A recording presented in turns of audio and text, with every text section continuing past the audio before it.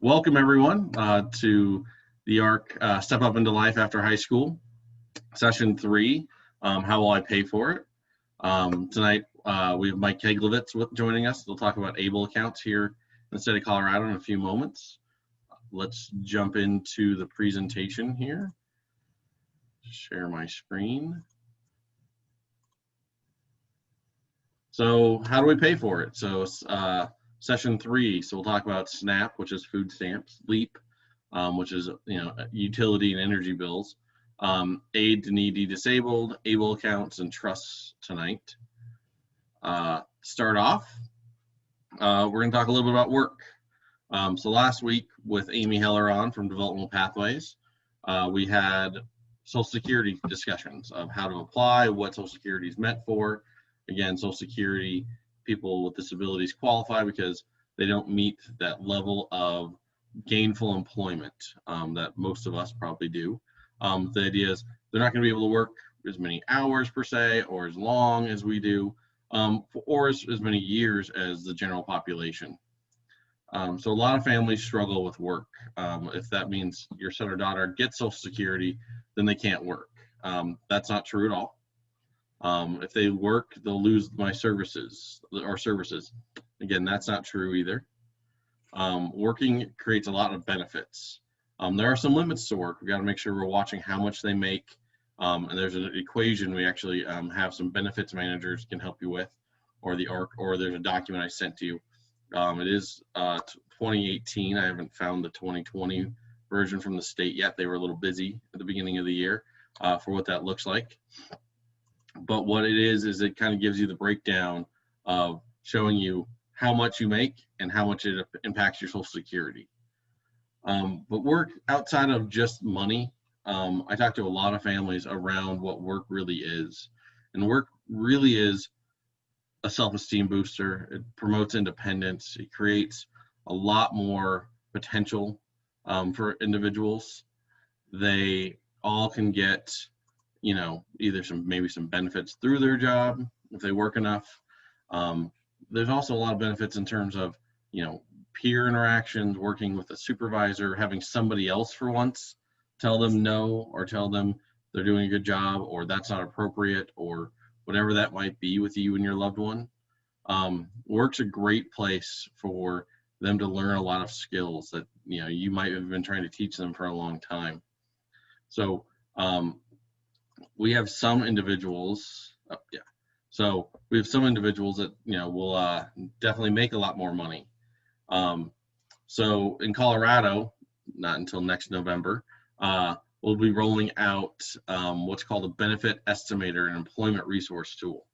So it's an opportunity. Here you can see, if you go to at the bottom there, that link, the DB 101, and kind of see what other states already are doing. They're going to start running a pilot program here in a few weeks on this. Essentially, it allows you to enter all the supports money-wise your loved one gets from work or family or whatever else they're getting money in, and then show how that impacts their actual benefits. It's showing you exactly real moments of what Social Security might look like, SSI or SSDI, when their break-even point might be, where they would lose their Social Security or might lose Medicaid if they make too much more than this. So as this rolls in 2021, it'll be something that'll be part of this training every year. But right now you can kind of look at it, but there are some break-even points. And again, with work, your loved one, we want them to work if they want to. If they have that drive and ability to work, we can find them a job that's pretty important to them. With that, when they're working and they're getting Social Security, they're going to be getting a little more money. So right now it's $783 is what you get in Social Security if you get the full amount. Your loved one does. So we need to figure out, if they're working, they might be making $1,500, $1,600 a month or more. They can make a little more than that. So we need to figure out what to do with that money. They need to, be paying rent and or their utilities, room and board, if that's a decision you make. They need to be paying for their own food and different things like normal adults would, within your own home, how that looks for you. But that also means we might have some money laying around. We might have some extra money sitting there. And this is where ABLE comes into account. I'll bring Mike in a moment, but ABLE accounts are a great thing here in the state of Colorado. It took a long time to get them up and running. And really what it does in the long run is allows adults with intellectual and developmental disabilities to save money just like any other adult in the state of Colorado. Mike will go over all the details of what that really looks like in those different components. But for the most part, you're going to be able to allow them to really have more of a, access to their money and be able to save that money instead of just trying to stay within that $2,000 limit all the time. Let me go ahead and stop my screen, Mike, and then give you permission. So Mike, this is Mike Keglevitz, again with ABLE Colorado. Mike, do you want to go ahead and introduce yourself and start your presentation? Yeah, so my name is Mike Keglevitz, and I manage the Colorado ABLE for the state of Colorado. Just to give you a little background, in 2014 it was passed federally, and then each state had to adopt legislation. And so they said this kind of feels and acts a lot like a college savings account. So whoever is managing that for each state is also going to manage the ABLE accounts. So I work with, my big umbrella is I'm part of the Department of Higher Ed for the state of Colorado. And then underneath, you might have heard of College Invest. We administer the 529 or the college savings plan for the state. And then below that is Colorado ABLE. So I am a state employee. We are self-funded and we're independent from using taxpayer money. We're self-funded on that. So just to give you a little background on that. So one second, I'm just gonna share my screen. So one thing before I get started, my daughter has type 1 diabetes. I may have a text that comes in because she's at soccer practice. So if I have to stop for 30 seconds to respond, that's why. It's not that I'm responding to a random text. So anyway, going back to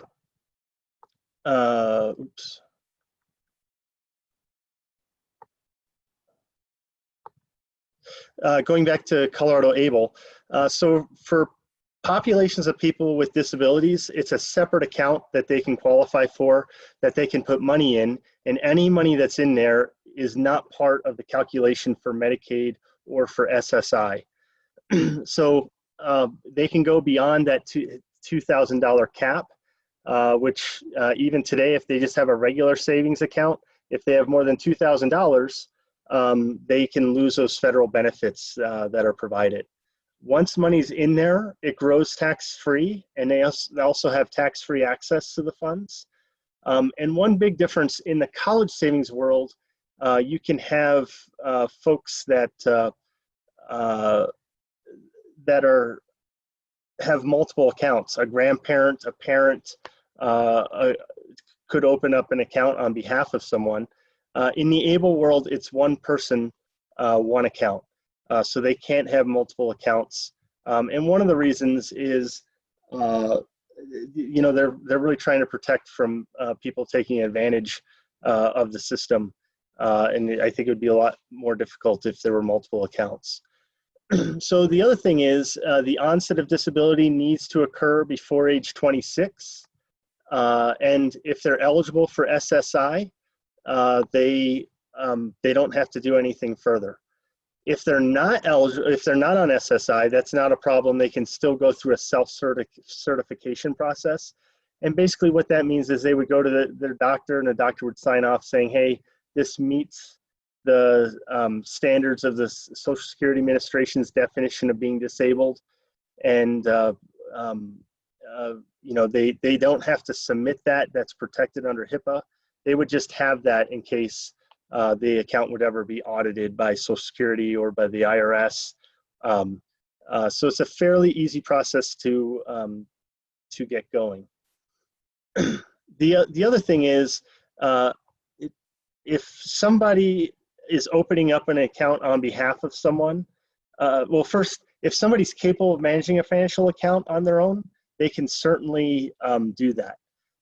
If they are not capable of managing a financial account, then the three people that can work on their behalf or open it on their behalf is going to be a parent, a legal guardian, or somebody that's acting under the power of attorney. So if somebody is over 18, at that point it's only going to be a guardian or somebody that has power of attorney authority. A parent no longer would need to have signature authority on the account for that. So somebody could be a rep payee, but if they don't have one of those other two things, unfortunately they can't open it up on behalf of that person.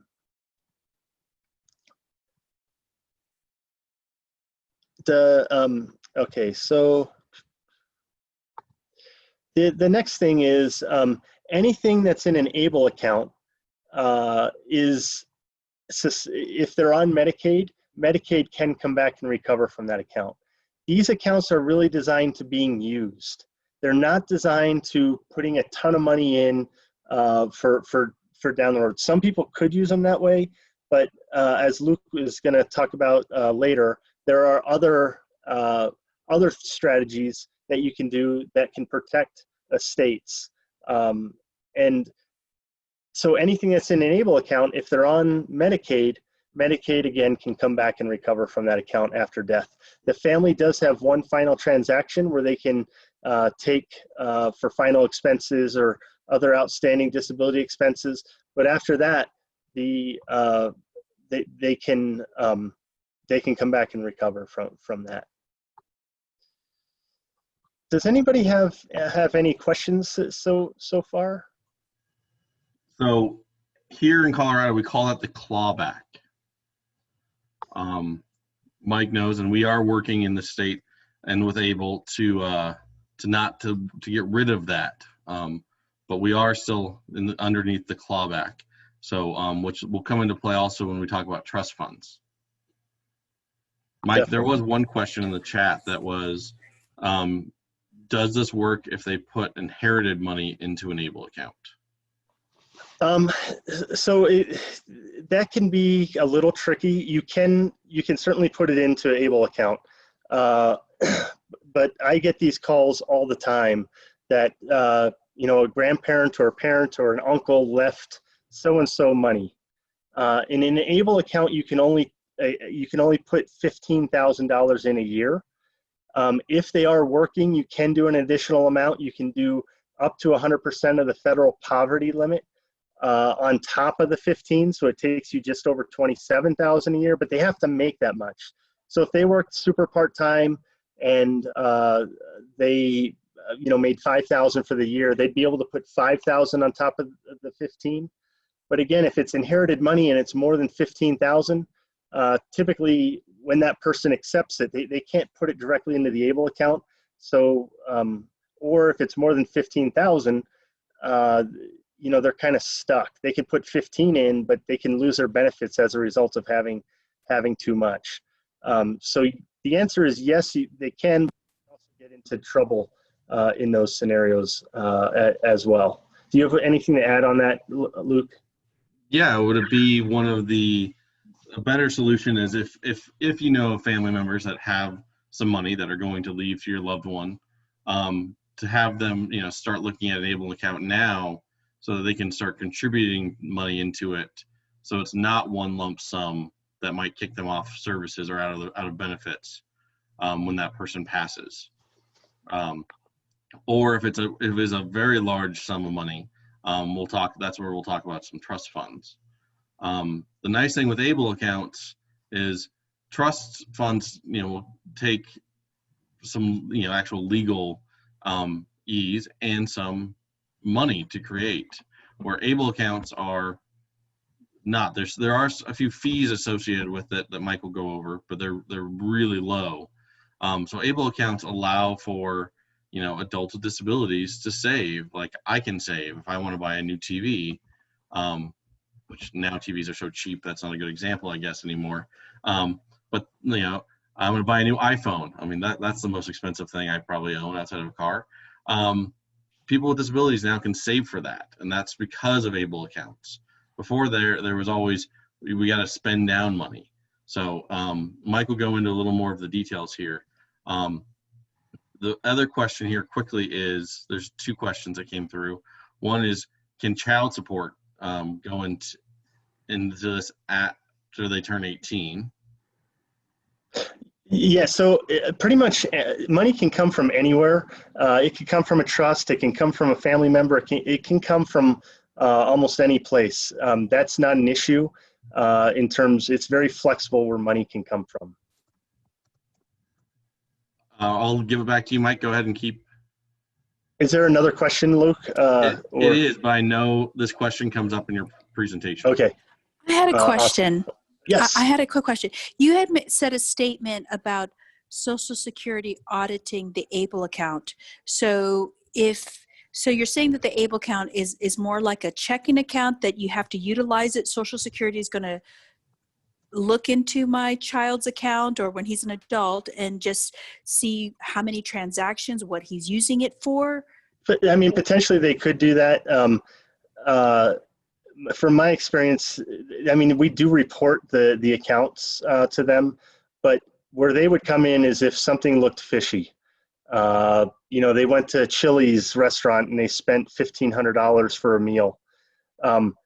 That seems suspicious, because one of the things that I'll talk about is, as long as the individual is benefiting specifically, most things are going to be covered by ABLE expenses.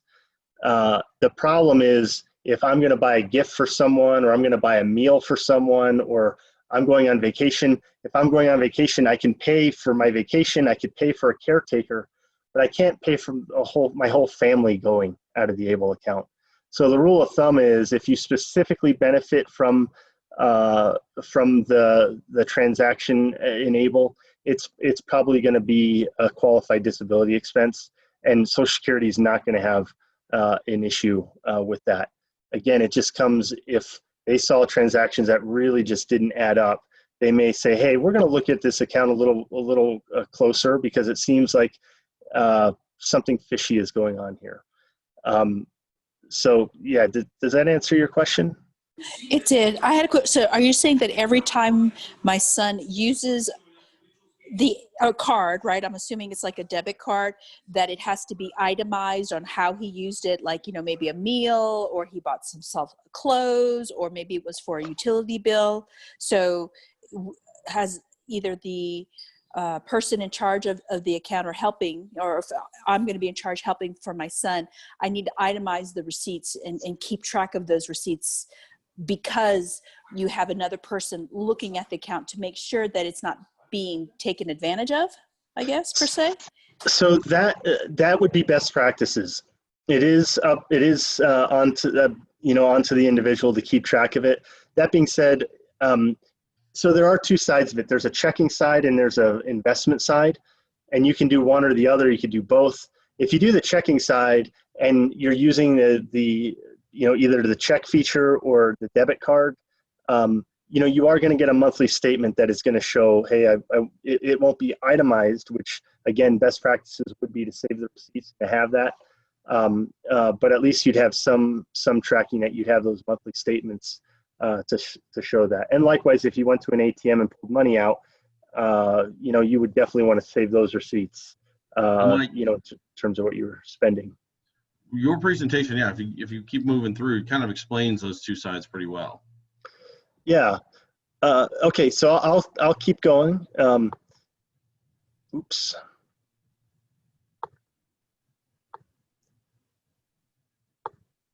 So the next thing, we kind of touched on this a little bit, but you can put $15,000 in, and it can come from almost anywhere. It's very flexible in terms of where that money's coming in. You can go over the 15,000 if they do have earned income. It just has to be that amount of earned income is what they can contribute on top of that 15. So again, if they made 6,000 for the year, they could do an extra 6,000 on top of the 15, up to 100% of the federal poverty limit. So disability expenses, again, really flexible. This is what's really nice. They do have a feature now that you can roll money from a college savings account into an ABLE account, which just makes it more usable. They can still use it for college if they go that direction. They can use it for housing, which is a really nice feature because out of a special needs trust, you can't pay for housing, rent, or mortgage. You also cannot pay for basic living expenses out of a trust. But out of an ABLE account, you can. So you can take money from the ABLE account, or from the trust, put it into the ABLE account, and then all of a sudden you can use it for clothes and food and things like that that might be a lot more restrictive in the trust world. So again, this is designed to being used. It's really user-friendly. It can be transportation. That can look very different depending on what the situation is. So it could be an Uber. It could be RTD. It could be buying a car. It could be modifying a car. Really flexible with that. And it can cover car insurance too, correct? Correct. Yeah. Anything to keep that vehicle maintenance, those types of things. Again, vacation, health and wellness. These categories are very broad, which is a good thing. Broad categories means, most things are going to be a justified expense. If they were very specific, then a lot of things wouldn't probably count as a qualified disability expense. And so as we'll talk about with trust funds and that the idea of moving money out of a trust fund does have limitations and has a little bit of work behind it. It's not just as easy to pull money out of a trust fund or an ABLE account. It works really for as long as it's for the individual, so for your loved one, it's a pretty straightforward item. Again, I use Carol, my boss, in this as a reference a lot. Her son has an ABLE account. I've gone to dinner with Alex. Alex and I get 2 checks. I pay for my meal and a beer. Alex pays for his meal and a beer. And he just keeps his receipt, and they just keep them in an envelope somewhere in a box somewhere in Carol's house. And if they were ever audited, they have Alex receipts, or at least most of them. I mean, they obviously are going to lose some here and there. I mean, but the big ticket items, they kind of keep those. But Alex uses his ABLE account every day. That's instead of it being a debit card from his bank account, it's his ABLE account. That's what he pulls out and pays for things with for himself to get through his day. And now, as Mike talked about Uber and Lyft, a lot of individuals with disabilities are using the ABLE account for their Uber and Lyft component because why not? They're making this money and we need to put it somewhere so they don't lose benefits. Let's get them out and about. If they can be safe enough to be in those ride shares, which are our organizations that teach people with disabilities how to use them, ABLE accounts are a great place to have that money come out of. Go ahead, Mike. Yeah, and really, the bread and butter of ABLE is, and I get these stories all the time. Somebody was $100 or maybe $200 over at the end of the month. They have just a little bit too much in their account. So now, instead of going out and buying that TV or buying a piece of furniture, now they can take that money and put it into ABLE and actually save for something meaningful, a vacation, something that, a car, things like that. So they can actually save for something that is meaningful to them rather than just in that spend down. Or parents want to give them money, or family wants to give them money to help supplement. It's just that they have some spending money. And ABLE is a great vehicle for that because, again, it doesn't put them in jeopardy of losing their federal benefits. So it also helps with, again, we kind of talked about insurance, but anything that keeps a house up and running, electric, gas, things like that. So again, very user-friendly. It's really designed to be utilized. So the other thing is, if the account, and again, I think this is more the exception of the rule, but I think it's important to just understand how they work. If the account would, lo and behold, ever get up over 100,000, SSI would be suspended, but Medicaid would not go away, no matter the value of the account. So if the account grew to 500,000, they would still have Medicaid coverage and services. They just wouldn't have the monthly income from SSI. Now, if they're on SSDI, SSDI is an earned benefit, and that would not go away even if the account went over 100,000. So that's a scenario where they would not be in jeopardy of losing their income on that one. So we kind of touched on this again. On the one side, we have investments, and you can see that we have aggressive all the way down to conservative. And then we have a checking through Fifth Third Bank. We do not have a Fifth Third Bank brick and mortar here in Colorado. We joined a group of about 17 states to help bring down the cost. So the more assets and the more accounts that are open, the cheaper it's going to be for individuals over time. So that being said, it has more of a Midwest presence. But even if we lived in one of the states that had a Fifth Third Bank, you would not be able to walk into a Fifth Third Bank and just open up an ABLE account. You would still have to have a virtual bank experience. You would still open it online or request paper copies and then mail or email the paper copies in, or do it through logging in through the site. So it is going to be a virtual bank experience. You can check, I'm going to put 10% of my money into the aggressive. I'm going to do 30% in the moderate, and then I'm going to do 60% in the cash option that has a debit card connected to it. And you can also transfer money from the one side to the other to make it usable. To do one or the other, it's the same cost. It depends on the situation, but it's anywhere from $40 to $60 a year. And it depends if you sign up for electronic delivery of statements or if you're a Colorado resident, those types of things. So it's either going to be $10 to $15 quarterly. They take that out quarterly for it. And then the investments, these are mostly going to be through Vanguard. So they're index funds that are pretty low cost. It's like 0.34 to 0.38, depending on which investment option they are. And then the checking side barely earns a tiny little, I think it's 0.01% on the checking side. So very, very small, but again, it's FDIC insured, so it is protected. Mike, real quick, there was a question about, I know you can open an ABLE account at almost any age, correct? Correct. So so a lot of people get confused at age 26. Just the onset of disability needs to occur before age 26. So if somebody was 30 years old and got hit by a truck and was disabled, they would not qualify for an ABLE account. But that's the other thing. Like in the situation, I get this call every once in a while where somebody is over age 65. If you're 65 or older, you cannot open up a trust anymore. And so that gets people into a lot of trouble, or families. But an ABLE account, you can be 80 years old and open up an ABLE account and utilize it. So there's no age limit.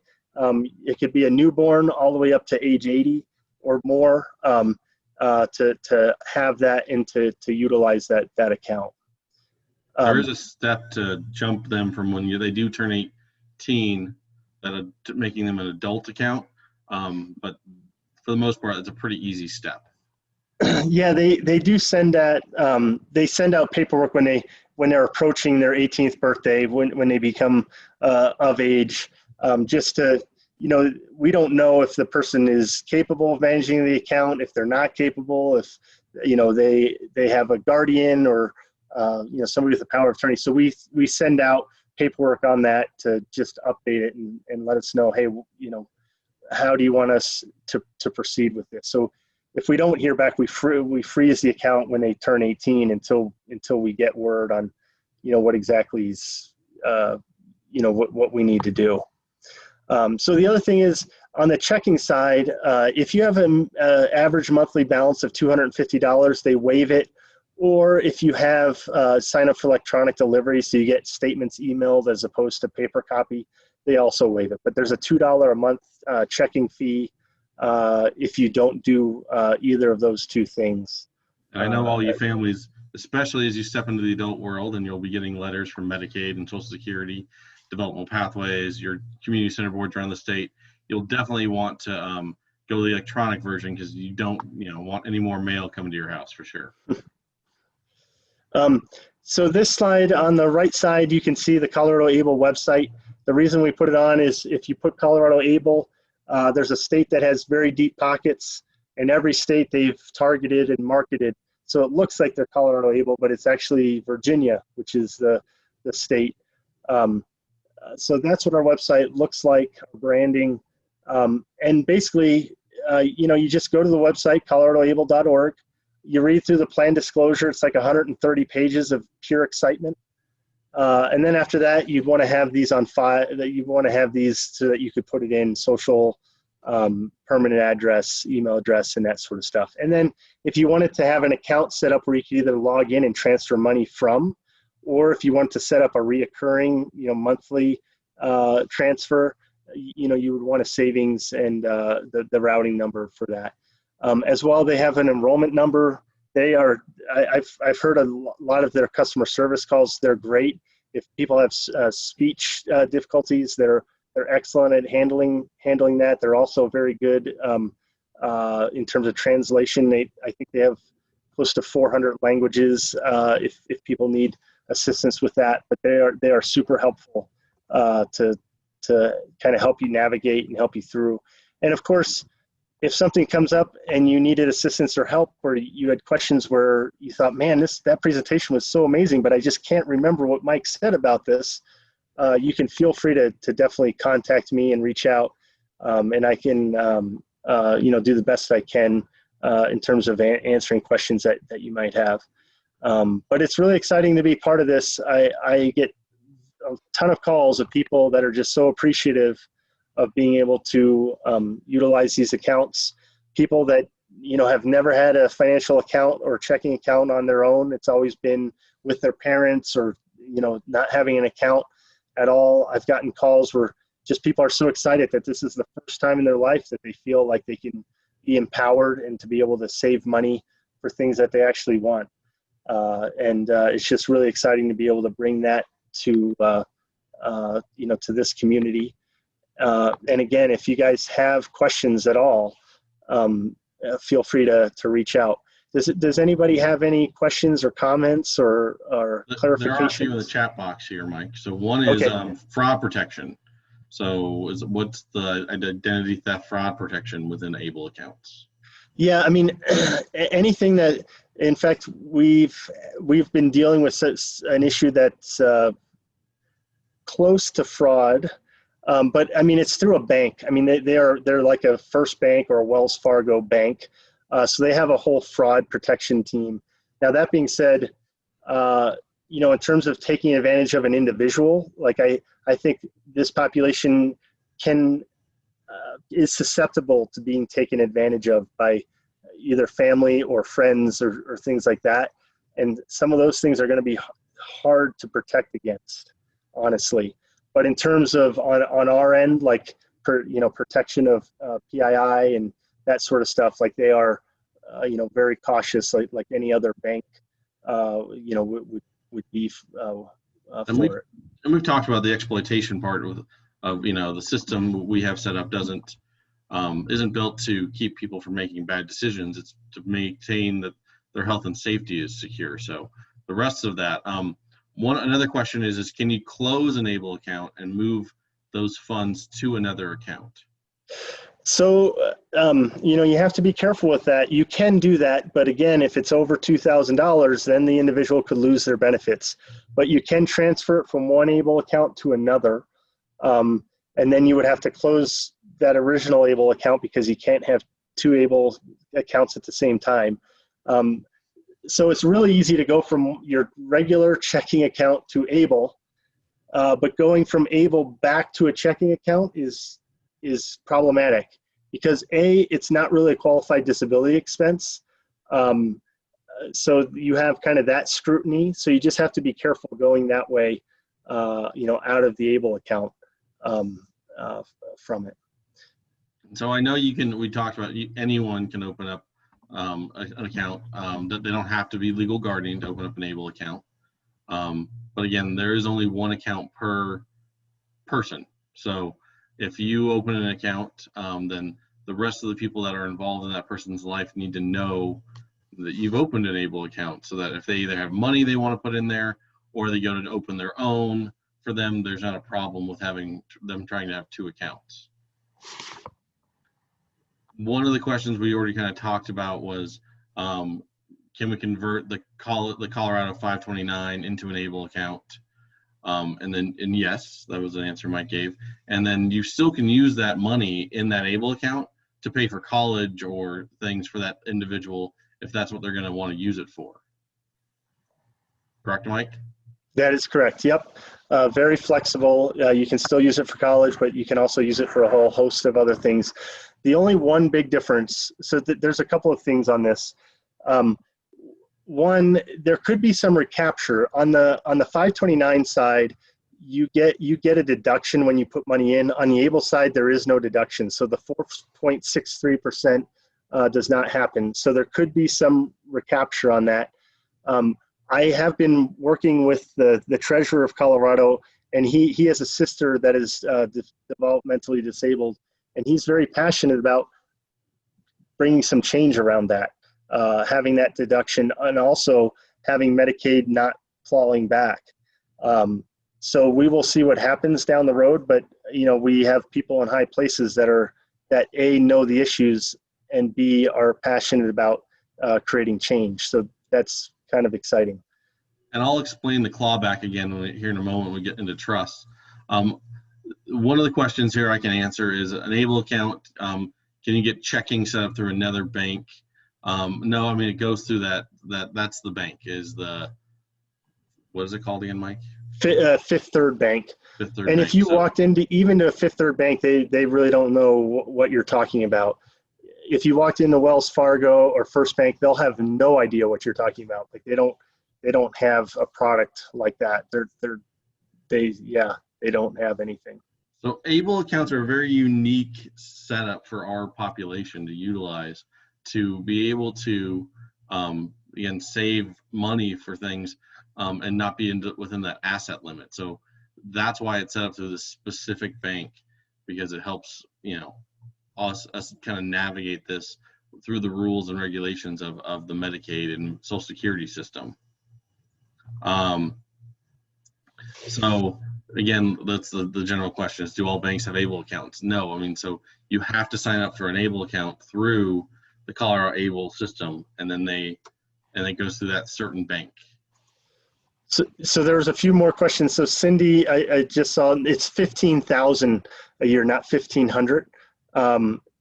So you can so if you have a 529, you had 30,000, and it would take 2 years because it does count towards the contribution of that year. So it's not like a rollover in an IRA, or if you're 401k into an IRA, or where you can do as much as you have. In the ABLE world, it does count as a contribution for that year. So that's a good question that we didn't. And then Christy, there's not. I'm not aware of a financial institution that will match that money that's going in. That is just going to be from either the individual or the family or friends of that person putting money in. And then again, you can start it at any age. If somebody was 0, they can start an ABLE account as well. And there are a few more here. Is the contribution on a calendar year, or is it a rolling 12 months? No, it's a calendar year. So again, ABLE accounts are set up again for your loved one to be able to have more than that $2,000 in assets at any given time. Some of you we've talked, some of you I know, your loved ones work. So working is really going to be something that you're going to play this game constantly of keeping their money at, so they're not over that $2,000, and when do they get paid next, and when do they pay bills.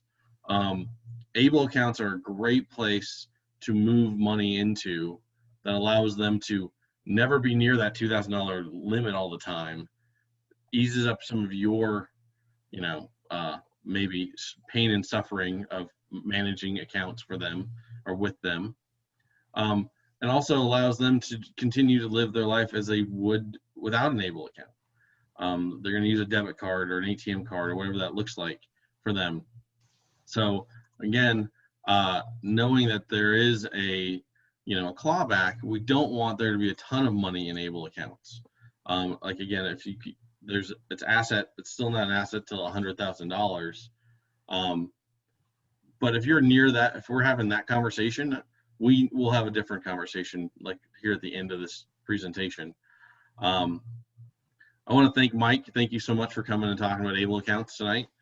Feel free to stay on if you want and answer any questions, or you all have Mike's contact information. It's in the PDF sent for tonight's presentation. If you would like to set up an ABLE account, Mike's available by phone and email. I send him individuals all the time. And he's never yelled at me for it. So Mike does a great job. It's my job. Are there any final questions for Mike on ABLE accounts before we step into the next few items for tonight? There's a question here. Let's see. So yeah, they can manage an account on behalf. They just need to either have guardian, or the easier way, if they don't have guardianship paperwork, would be to be a power of attorney. And we do have power of attorney forms on our website. That it's like a 2-page thing. It does need to be notarized, but pretty easy to set that up. But you don't have to be guardian to set up an account, correct? Either guardian or a power of attorney. Power of attorney. Yeah. Yeah. Which we'll talk about power of attorney actually in a few weeks, financial and medical power of attorney. So that could be something that helps you as we all get closer to your loved ones being over 18, or if they're already over 18, how that looks.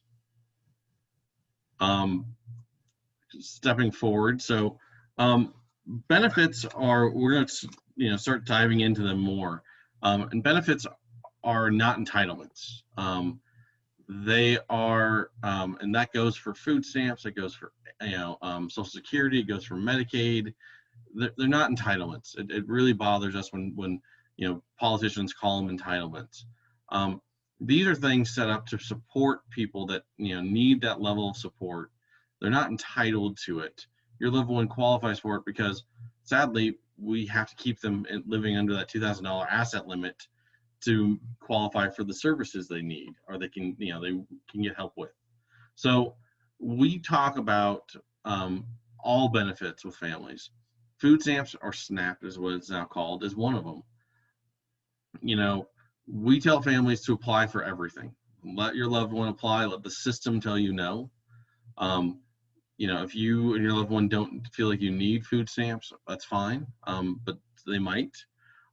You might want to fill it out and see what they would qualify for to get an idea.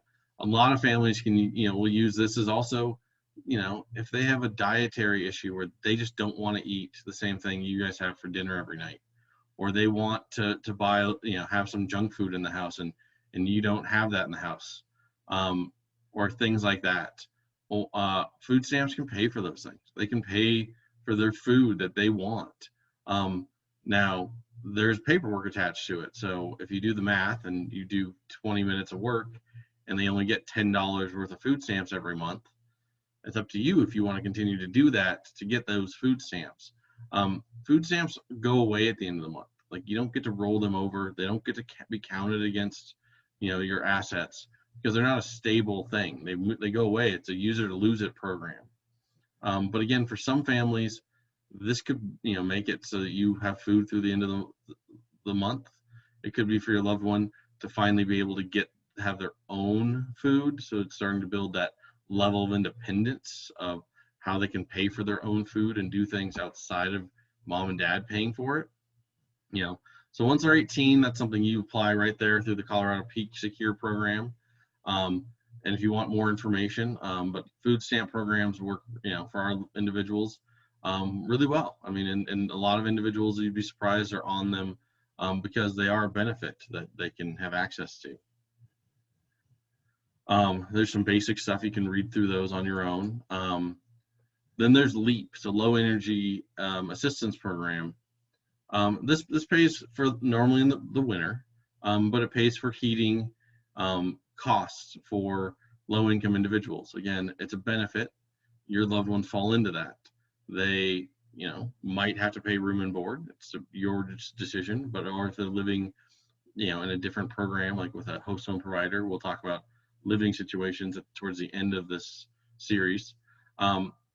They can have the money there to help offset some of those utility costs. So again, utility costs for your loved one, if they're living with your home now, especially if they have a lease and they're paying rent, then they fall into being able to be eligible for low-income energy assistance, which could be helpful. It covers them, especially in the cold months, and they want to save some money for the holidays. LEAP might help offset some of that, so they're not spending all of their money that they get from SSI or from their job on rent and utilities. So again, it's another benefit for individuals. Again, it also allows them to kind of see that mom and dad aren't the ones that always just pay for everything. You got to carry an equal share, because again, your loved ones are going to be adults, and so that's something we look for with them, is that they're adults. This is more an FYI. If you have anybody that that's struggling to get into the waiver programs, they have applied for SSI, but they're going through denials or whatever that looks like, and they're just really struggling. There is a program called which provides kind of short-term funding for individuals. This is where you apply. It's the only option you can apply it through.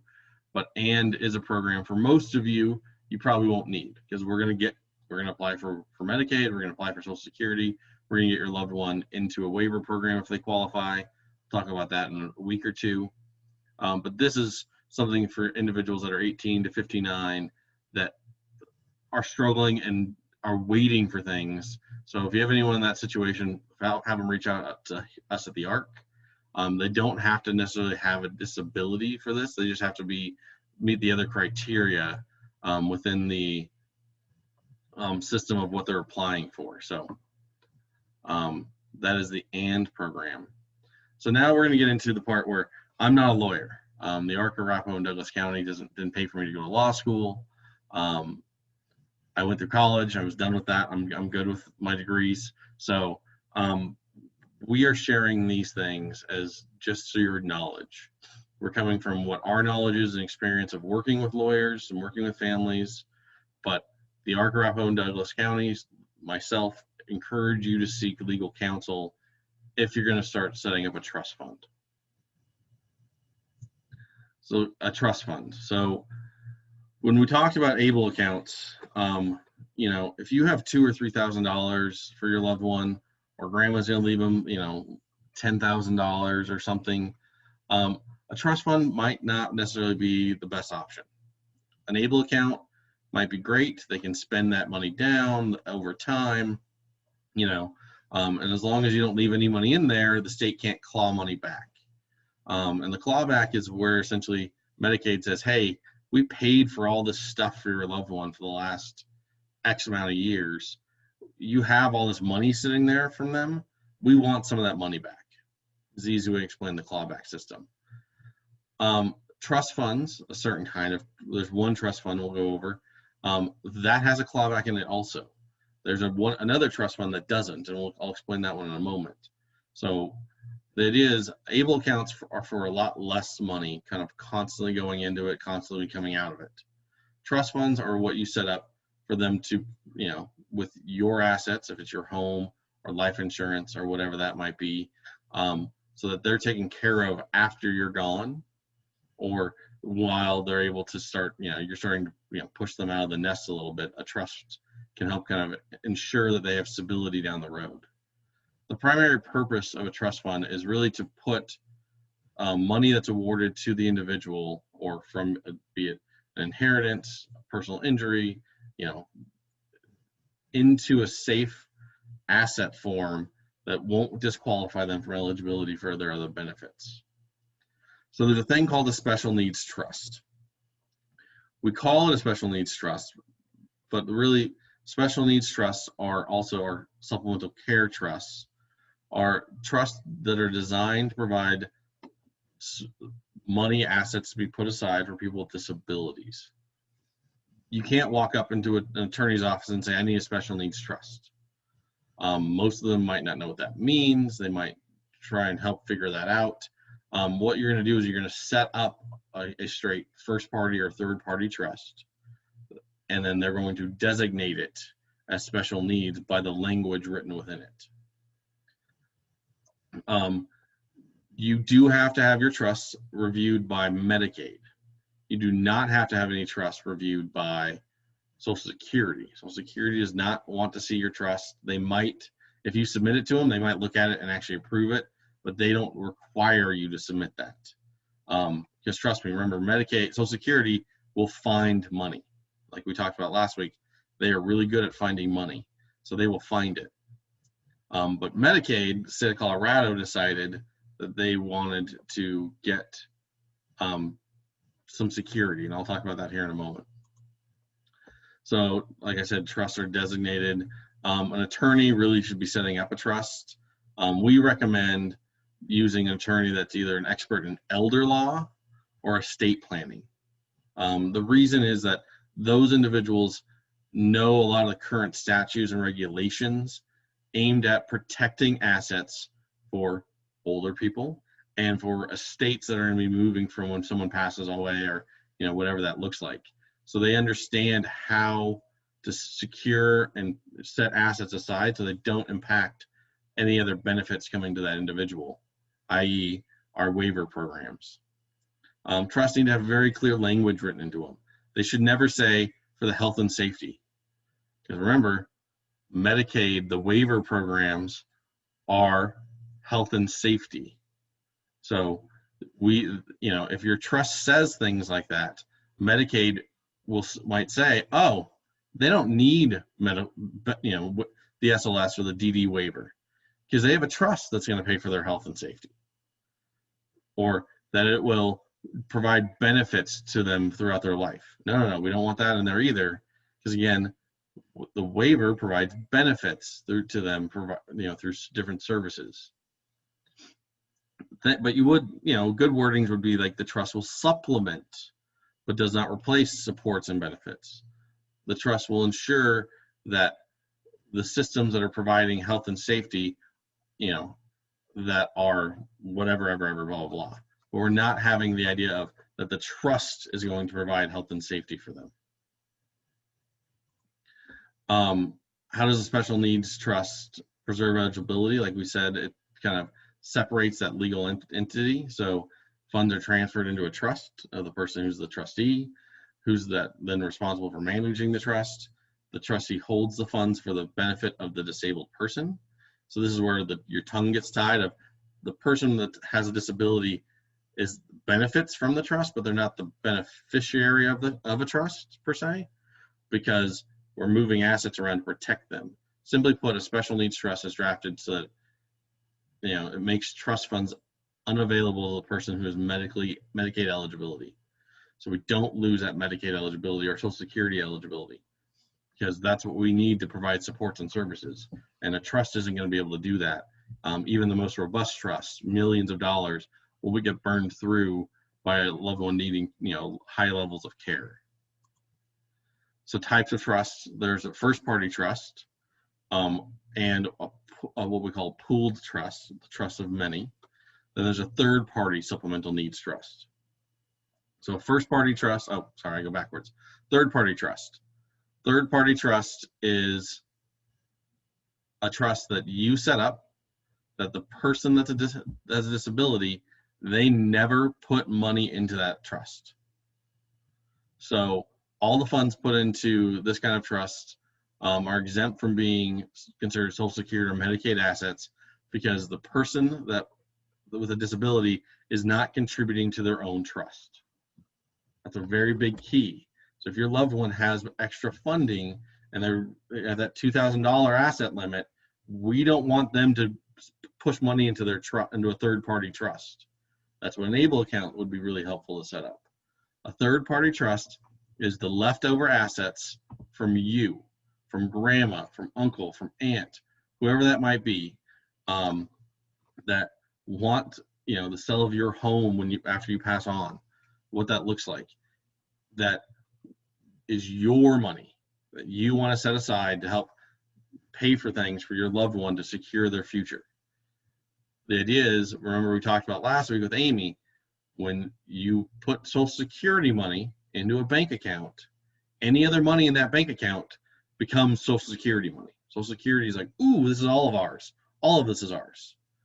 So the person that has a disability never contributes to a third-party trust. The benefit of a third-party trust is that then you can set up so that when your loved one with a disability passes away, what's left in that trust can then be willed on to another relative, another sibling, an organization you've championed for years, whatever that looks like, by your wishes, because it is your money. It's not your loved one's money. They get the benefit of having a third-party trust to pay for things, but it's not their money. It's your money that is going into that. Clear as mud on that one. Here's a little bit more on third-party trusts.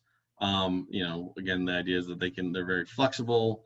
They can be kind of pushed around a little bit. You can provide the remaining funds to somebody else. Once that loved one that was benefiting from the third-party trust passes away.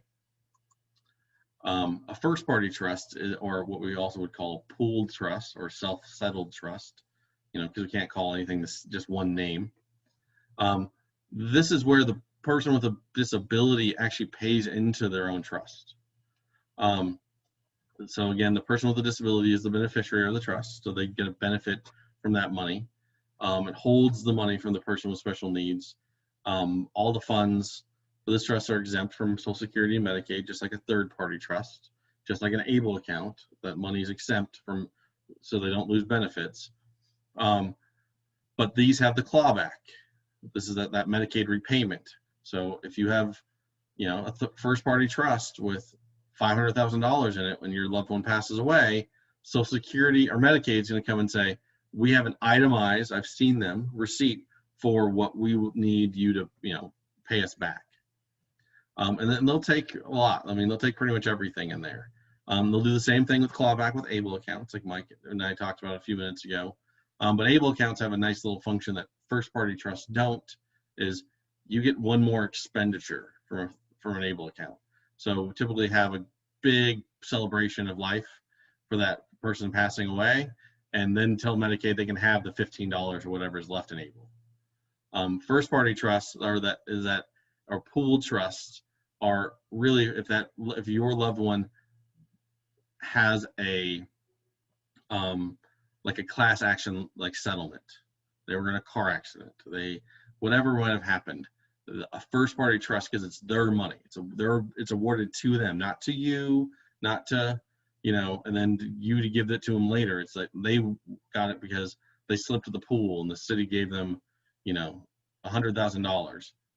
That would be where we shove that money for a first-party trust, with the idea of we want to try and plan on trying to spend that trust down over time, so that when Medicaid comes to do the clawback, they don't get to take all their money.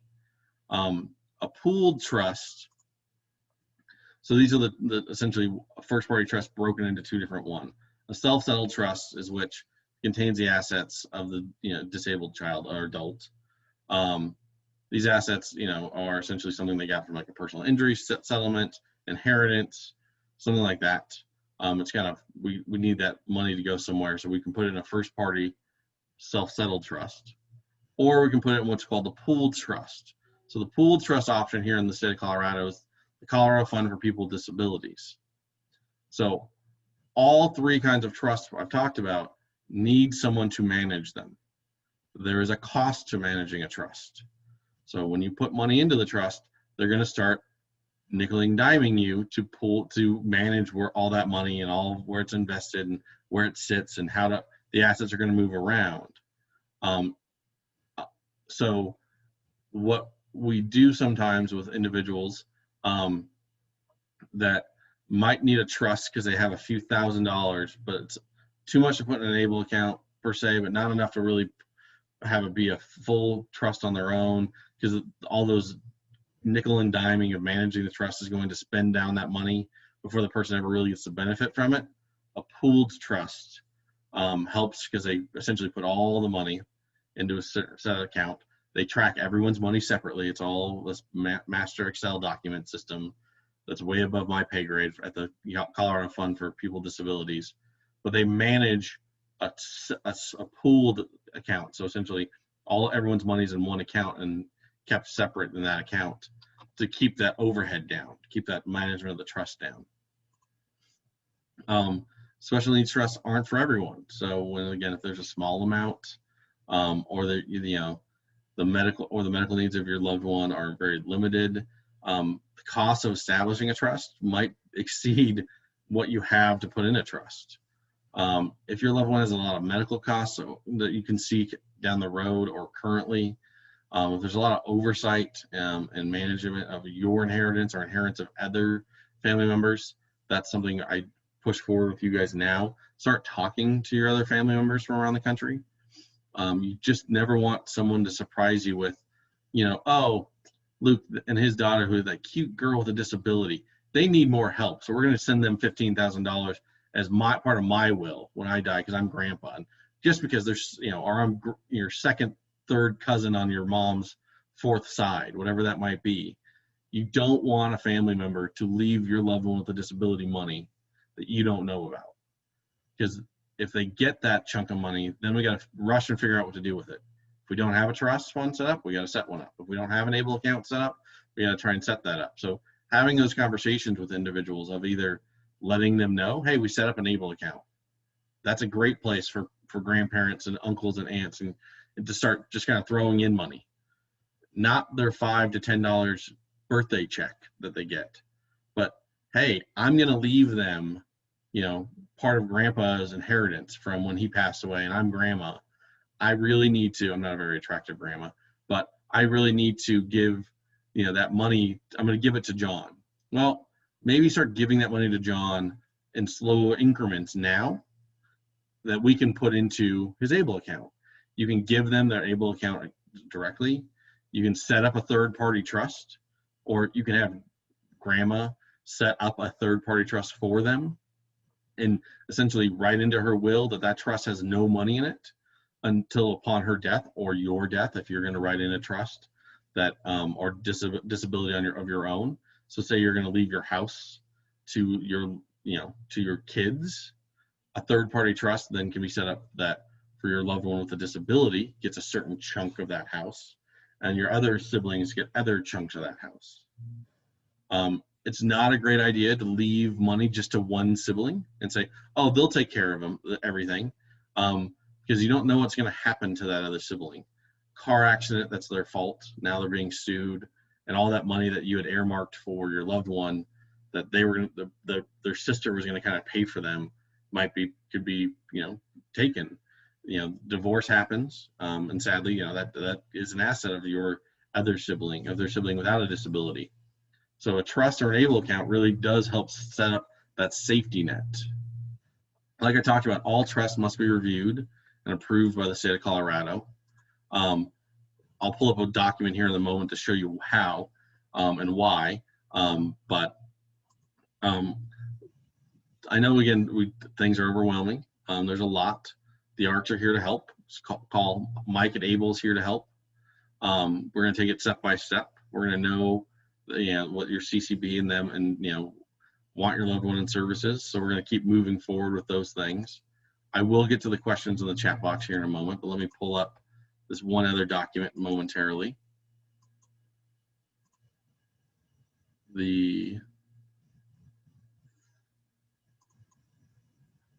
So what happened is there is no rule for Social Security to look at your trusts. Social Security has nothing that they say they have to or they want to look at your trust fund for your loved one. Your loved one's trust is set up for them. Again, Social Security, as long as it's written the correct way, it's not looked at as an asset, so they're not going to care because it's not an asset. Medicaid has a rule that they have to make sure that your loved one maintains financial eligibility. Well, if you have a trust fund, how do they do that? Well, so the Department of Healthcare Policy and Finance in the state of Colorado put in a new rule. So this is the rule 10 CCR 250510 section 8 107E7A that essentially says, hey, we have to review your trust before we approve your Medicaid. Well, how do we get them to review your trust? Well, you fax it to them. You can email them the question and ask them questions of this and that, but they want you to fax the trust. Or you can take it down and drop it off directly with them. But the idea is the attorney who's created the trust can submit it on your behalf. You can submit it on your own. You can essentially fax it. You can submit the trust to your local Department of Human Services, so the county where you've applied for Medicaid in the first place. But they are going to want to look at that trust. They will essentially want to look at it to make sure it has the correct wording in it that makes it not an asset, because they don't want to be stuck paying back Medicaid if your trust, their son or daughter's trust, isn't asset protected. If that makes any sense. So this is the rule. So there are attorneys out there, and there's some that we actually recommend. They'll say, "Oh no, they don't have any right to look at your trust." That is technically by the rules under Social Security and under what the federal guidelines are for what Medicaid says. Yes, they do not ask to look at your trust. The state of Colorado, for its Medicaid waiver programs, has put that rule in place. So no matter what your attorney says, you still have to submit that to the third party. I'm gonna, I think Mike dropped off. So, but if not, thanks Mike again for joining us. I'm gonna just stop the recording and kind of run through the questions in the chat box because I want to make sure we get all those answered, so they don't need to necessarily have me reading and looking all weird while I'm trying to read a chat box on the recording. So hold on one moment while I stop.